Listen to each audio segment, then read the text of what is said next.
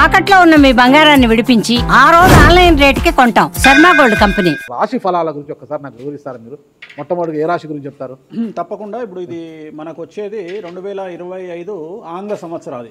Okay. అంటే కొంతమంది విమర్శించారు 24 కదా, 24 25 అదే 25 ఆంగ్ల సంవత్సరాది. అంటే మనం ఇంగ్లీష్ క్యాలెండర్ అంటే 25లో వచ్చేది 25 ఆంగ్ల 25 కదా, జనవరి 1 25. ఓకే. జనరల్ గా మనము అంటే మరి మీరు ఉగాది నుండి ఎందుకు చెప్పట్లేదు అంటే చాలా మంది ఉగాది వరకు కూడా ఆగట్లేదు, జనవరి 1 కూడా ఆగట్లేదు, డిసెంబర్ నుండి నవంబర్ నుండి అడుగుతా ఉన్నారు అందరూ. ఓకే. ఇప్పుడు క్లయింటెల్ నన్ను అడిగేవాళ్ళు ఏంటంటే గురూజీ ఇప్పుడే చెప్పేసేయండి మాకు, మేము జాగ్రత్తలు తీసుకుంటామని చెప్పి అడుగుతా ఉన్నారు. సో అందుకనే 2025 సంవత్సరం ఆంగ్ల సంవత్సరాది అంటే జనవరి 1 నుండి ఎలా ఉండబోతుంది అనేది మనం ఒకసారి చూసుకుంటే, అన్నిటికంటే ముఖ్యంగా ఈ వచ్చేటువంటి సంవత్సరం పేరు శ్రీ విశ్వావసునామ సంవత్సరము. విశ్వావసునామ సంవత్సరము. సో రాబోయేటువంటి ఎందుకు గురుగారు అది వస్తుంది పేరు 60 సంవత్సరాల్లో ప్రతి సంవత్సరం ఒక్కొక్క పేరు వస్తుంటది. పేరుతో ఏం స్పెషాలిటీ లేదు. క్రోధినామ సంవత్సరం అనే నెగిటివ్ అట్లా ఏం లేదు. సంవత్సరాల్లో దీని పేరు విశ్వావసునామ సంవత్సరం. సో ఈ సంవత్సరానికి అధిపతి రాజు కాబట్టి, రవి కాబట్టి రాజు. సో రవి మనకు కమాండ్ చేస్తూ ఉన్నాడు కాబట్టి ఈ సంవత్సరం అతి ముఖ్యమైన విషయం ఏంటంటే రాజకీయంగా దేశవ్యాప్తంగా రాష్ట్రాల వ్యాప్తంగా పెను సంచలనాలు నమోదవ్వడము ఈ సంవత్సరం 2025 సంవత్సరం లక్షణాలు. ఎందుకంటే రాజుల మధ్యన రాష్ట్రాల మధ్యన గొడవలు, మరీ ముఖ్యంగా కొంతమంది ప్రముఖ రాజకీయ నాయకులకు మృత్యుగండము, అలాగే అన్ని రంగాలలోకి సెలబ్రిటీలు, సినిమా ఇండస్ట్రీ, రాజకీయము, బిజినెస్, ఎనీ ఇండస్ట్రీ, యువకులు, మరి ముఖ్యంగా మగవాళ్ళు యువకులు 40 సంవత్సరాల వయసులోపు ఉండే వాళ్లకు కార్డియాక్ అరెస్ట్లు అనేటివి ఈ సంవత్సరం అతి ముఖ్యమైన విషయం.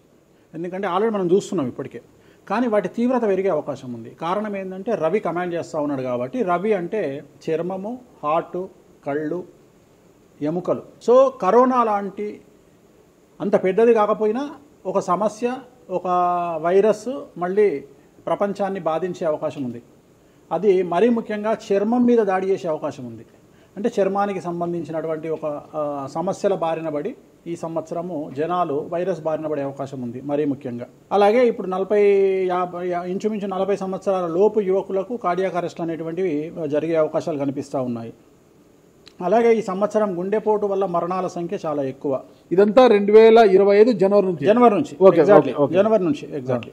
అలాగే ఈ సంవత్సరము ఎండల తీవ్రత చాలా ఎక్కువ, విపరీతమైనటువంటి ఎండలు ఉండే అవకాశం ఉంది. అలాగే ఈ సంవత్సరాలు ప్రపంచవ్యాప్తంగా అగ్నిపర్వతాల పేలుడు అనేటువంటిది ఈ సంవత్సరం గమనించాల్సినటువంటి విషయం. అలాగే ఈ సంవత్సరం మంచు పర్వతాలు కరగడం వల్ల వాతావరణంలో మార్పులు గమనించాల్సి ఉంటుంది ఈ సంవత్సరం.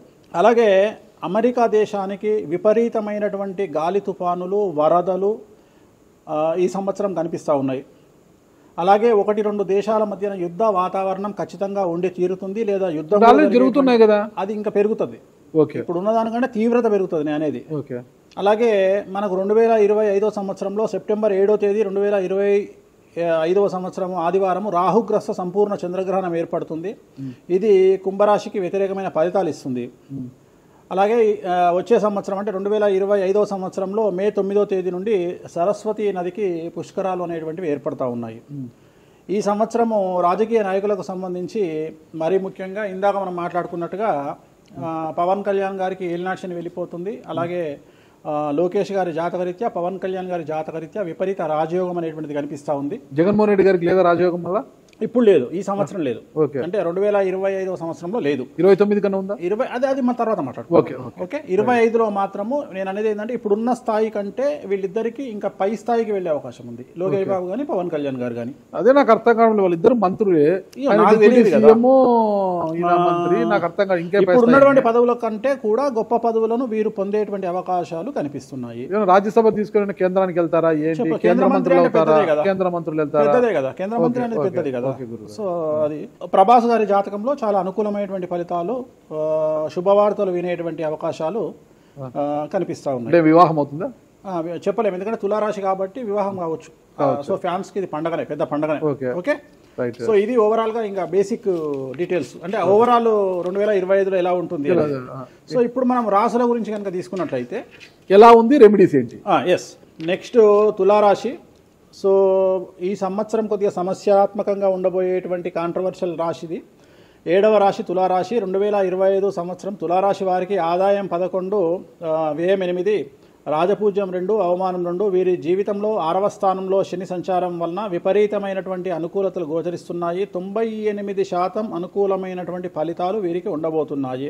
అన్ని రంగాల యందు ఆధిక్యత, వ్యవహారం లాభించుట, అప్రయత్న ధనలాభము, స్పెక్యులేషన్స్, షేర్ మార్కెట్ రాణించుట, స్థిరాస్తి వృద్ధి, బంధుమిత్ర లాభము, వ్యాపార లాభము, ఉద్యోగ లాభము, ఉద్యోగంలో ప్రమోషన్లు, అవివాహితులకు వివాహయోగ సూచనలు, ఉద్యోగ లాభము, రైతులకు అన్ని పంటలలోనూ అనుకూలమైన ఫలితాలు, అన్ని పంటలు సమృద్ధిగా పండి దిగుబడి రాబడి ఎక్కువగా ఉండడము, గవర్నమెంట్ ఉద్యోగస్తుల్లో మరీ ముఖ్యంగా పోలీసు లేదా ఐపీఎస్ ఐఏఎస్ పదవుల్లో ఉండే వారి మీద ఏసీబీ సిబిఐ ఈడీ లాంటి సమస్యలు, వివాహితులకు వివాహయోగ సూచనలు, సంతానం లేని వారికి సంతాన యోగ సూచనలు ఈ సంవత్సరం గోచరిస్తూ ఉన్నాయి. తులారాశి వారి జాతకంలో అతి ముఖ్యమైనటువంటి విషయం ఏమిటంటే వీరి జీవితంలో 2025వ సంవత్సరంలో పెను సంచలనం, అతిపెద్ద సంచలనం అంటే పోలీసు కేసు కానీ కోర్టు కేసు కానీ లేదా ముఖ్యంగా మీడియాకి ఎక్కడం, సమాజంలో విపరీతమైన ప్రచారం, చెడు పేరు ఏర్పడుట ఈ సంవత్సరం కనిపిస్తూ ఉన్నది.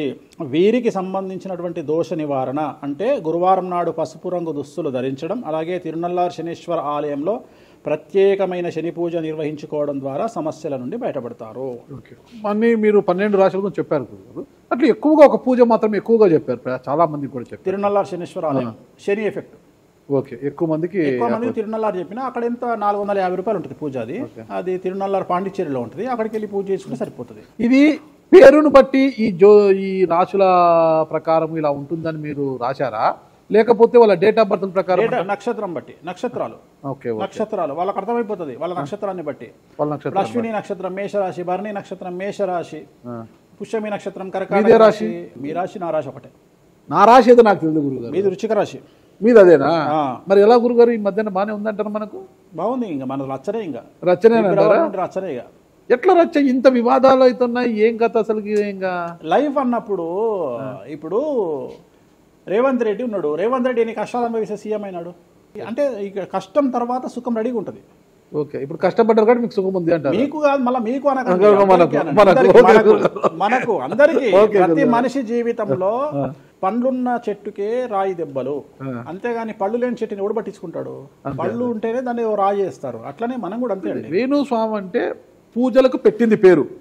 పెద్ద పెద్ద రాజకీయ నాయకులకు, ముఖ్యమంత్రులకు, కేంద్ర మంత్రులకు, పెద్ద పెద్ద వాళ్ళకు కూడా ఇక్కడ కాదు, మీరు అబ్రాడ్స్ కూడా వెళ్ళి పూజలు చేసి వస్తున్నారు. చాలా కాస్ట్లీ స్వామి, చాలా గొప్ప పూజలు చేస్తుంటారు, అంత పవర్ఫుల్ పూజలు. అంటే ఇప్పుడు మీరు చేస్తున్న పూజల మహిమ వల్లనే మీ మీద ఇన్ని వివాదాలు వచ్చినా కూడా మీరు బయటపడగలుగుతున్నారు. 100% పర్ఫెక్ట్. ఇక దానికి ఆన్సరే లేదు. ఇక ఇప్పుడు మనం కొట్లాడాలంటే 10 రకాలు ఉంటాయి, మనం కొట్లాడతలేము. అందుకనే మనం ఒకటే, మన పూజల్ని మనం నమ్ముకుంటున్నాం అంతే, అమ్మవారిని నమ్ముకుంటున్నాం.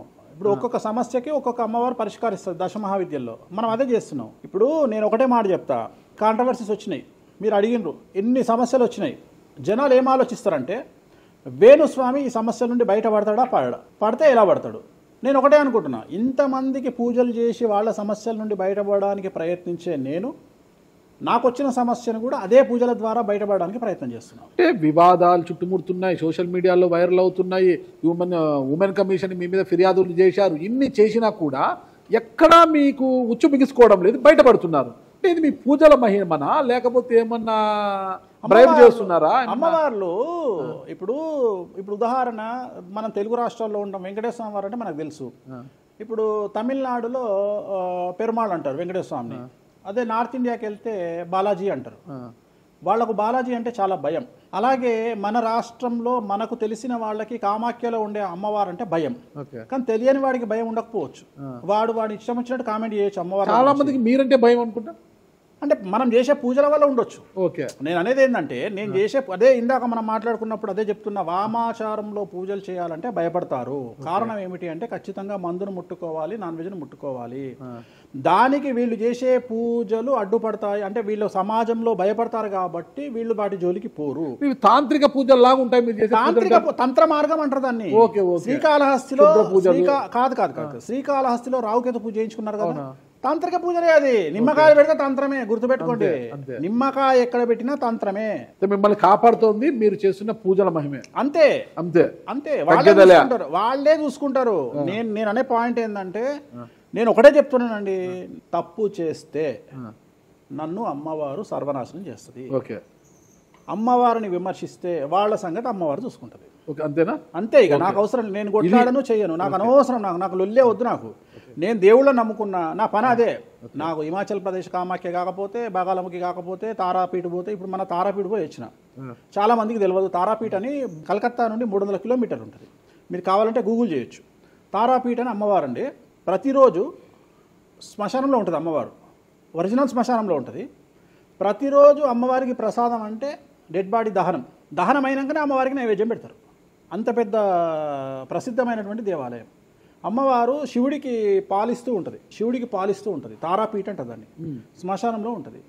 ఆమె జనరల్గా ఎవరైనా సరే ఎందుకు పూజ చేస్తారాగనంటే, జీవితంలో మనం వెళ్తూ ఉన్న సందర్భంలో సడన్గా స్టక్ అయినామనుకోండి, బౌన్స్ బ్యాక్ అవ్వడానికి పనిచేస్తుంది. అంటే ఉదాహరణ, ఒక ముఖ్యమంత్రి స్థాయి వ్యక్తి ఓడిపోయినప్పుడు, ఒక మంత్రి పోయినప్పుడు, ఒక ఐఏఎస్ సడన్గా తన జాబ్లో డిస్టర్బెన్స్ వచ్చినప్పుడు, ఐపీఎస్ డిస్టర్బెన్స్ వచ్చినప్పుడు ఈ పూజ కనుక అమ్మవారిని దర్శించుకుంటే ఒక్కసారి మళ్ళీ వాళ్ళు బౌన్స్ బ్యాక్ అవుతారు.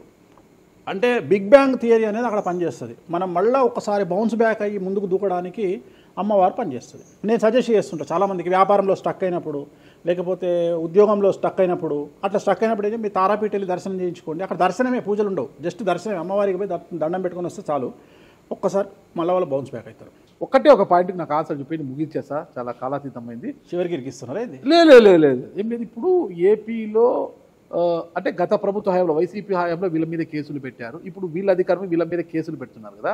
ఈ కేసుల పరంపర ఇలా కొనసాగి జగన్మోహన్ రెడ్డి గారు జైలుకి వెళ్ళే అవకాశం ఉంది. వచ్చే సంవత్సరం మే 9వ తేదీ వరకు అవకాశం ఉంది, దాటితే లేదు. ఇది ఓవరాల్గా వేణుస్వామి గారు ఇచ్చారు. మీకు ఏదైనా అనుమానాలు ఉన్నా డైరెక్ట్గా వేణుస్వామి గారికి ఫోన్ చేయండి, మీ అనుమానాలను నివృత్తి చేసుకోండి. థ్యాంక్ యూ గురుగారు, నమస్తే. ఓకే, ఓం నమో వెంకటేశాయ.